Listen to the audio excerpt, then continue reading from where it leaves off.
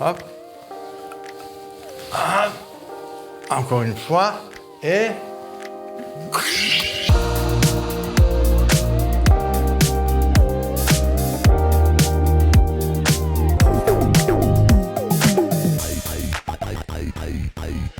Je m'appelle Arlette et je suis mariée depuis 25 ans à ce gentil monsieur, Roger Delay. C'est un gilet pour toute tenue. Celui-ci aussi, c'est tout à fait classique. Un peu plus décoré aussi, c'est pour les soirées de Nouvel An chinois. La cravate de rock'n'roll. Ça, c'est Duke Ellington. Ok, c'est bon tout ça, pour aller à l'infini, mais... J'ai commencé à danser à l'âge de 15 ans. C'est ma mère qui voulait absolument que je sois un bon danseur. Et la première des choses qu'elle m'a appris, c'était la valse viennoise. Oui, c'était pas facile. Et puis ça a toujours continué. Je n'ai jamais arrêté de danser toutes sortes de danses. Il faut la musique.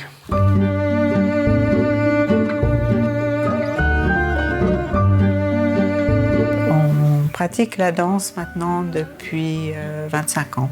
C'est une belle complicité entre nous deux, ça coule de source maintenant, c'est vraiment bien. C'est quelque chose où on se reconnaît, on a la même volonté, la même grâce, et surtout, c'est l'âme qu'on y met. Ah, j'aurais voulu réussir ça, mais tu vois, j'arrivais pas parce qu'on termine comme ça, normalement. C'est tellement bon pour le corps, pour tout. Ça travaille chez nous l'équilibre. D'abord, il y a l'équilibre mental, ensuite qui se traduit par l'équilibre physique, aux jambes, aux mains, et puis surtout la pompe, le cœur. Parce qu'il faut y aller, hein, il faut y aller.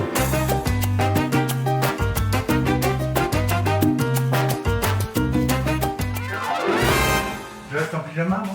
Et pour moi, c'est un entraînement. Si je suis un certain temps sans danser un rock'n'roll, ben, je vais sentir la reprise. Hein. La respiration, le souffle, l'endurance. C'est complet. Multicure.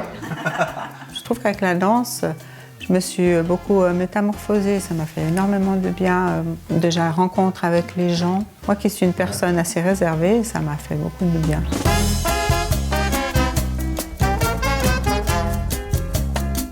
On a beaucoup d'amis dans le rock'n'roll, dans le tango argentin et puis dans la salsa aussi. Très peu pratiquent toutes ces danses. Ils ne sont pas multidanses. Hein.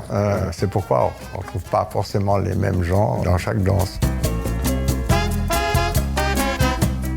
Dans le tango argentin, c'est l'homme qui mène. Hein. C'est vraiment l'homme qui mène avec ses épaules. Alors il faut qu'il guide bien pour que la danseuse puisse ressentir ce que l'homme veut. Ça, c'est vraiment important. Quand tu tournes, tu vas vraiment d'abord tourner tes épaules et ensuite tu tournes. Arlette dit que c'est l'homme qui guide, mais en définitive, il n'y a pas de guidage. C'est un feeling, on ressent ce qu'il va faire. Il y a un esprit, une âme qui fait comprendre un comportement d'épaule.